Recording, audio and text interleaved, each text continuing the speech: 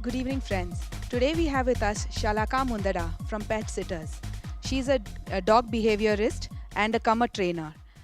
Let's take a sneak peek into her life. Dog training happened primarily because of the love for the breed. So as I say, I'm an out and out dog person. I'm not so much of an animal person actually, as it is a dog person. So I started my kennels first.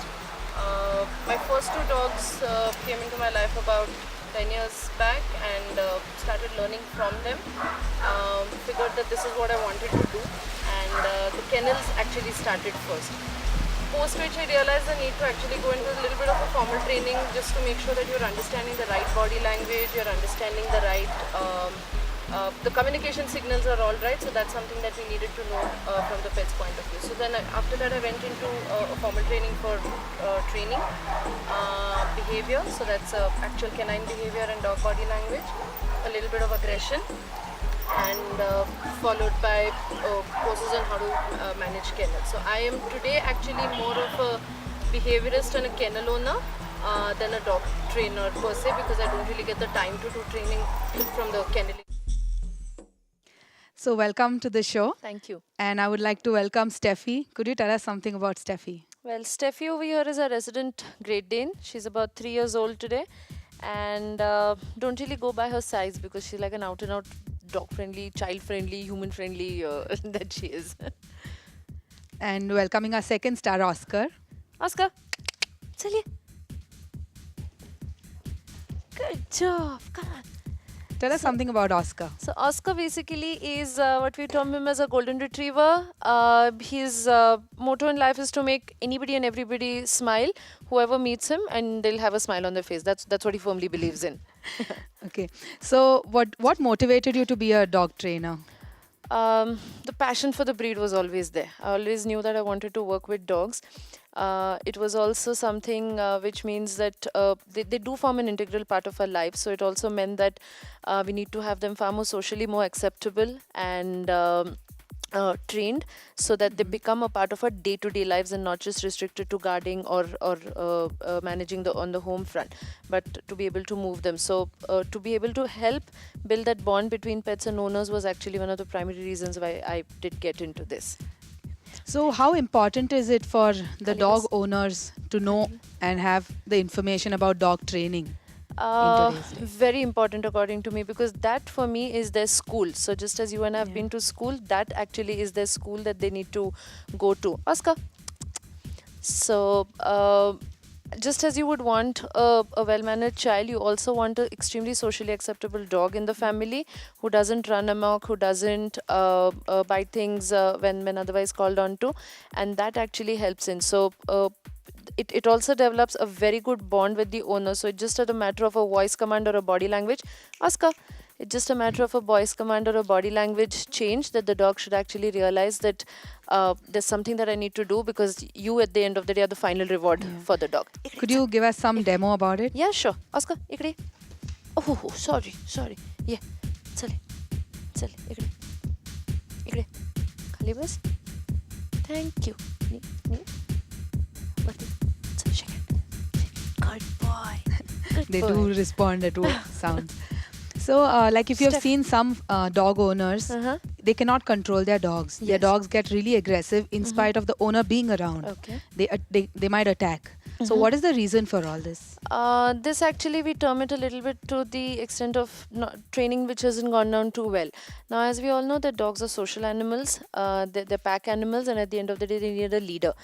Now, when they fit into a human society, they need to understand that the human is the final pack leader, as we call the alpha in a setup. So technically, when the dog does bark, and when the owner comes into the situation, he should ideally take a backseat, because his leader is now here, and therefore I will take care of the situation, and the dog can actually step back. So that should ideally be the situation that any pet and owner should be. This will avoid a lot of unprecedented bites and unpredictable attacks that we otherwise find happening in today. Okay. Yeah. So, as a dog trainer, what problems do you come across? People are not actually willing to give the time to any dog while the training is there. So they do get a pet in the house for all the fun and the enjoyment part of it. But at the end of the day, when it comes to training them to become obedient and well mannered, they're not willing to do it. So what you have in the end is Oscar. What happens in Oscar? What happens in the end is, so you have a dog which is big enough, unruly, not willing to listen to you at all, and at such a point there happens an abandonment because the people can't really take care of her. So say Steffi, for example, over here is somebody who's abandoned. Her family couldn't take care of her needs when they realized that she was 6 months old, and they didn't realize that she would grow so big. So Steffi came to us because the family couldn't take care of them at any given point in time, and we adopted her at about 6.5 months of age. That's lovely. So some of our viewers have some queries. So here's a clip of one of our viewer asking you a question. Okay. So you will just take a look. Yeah.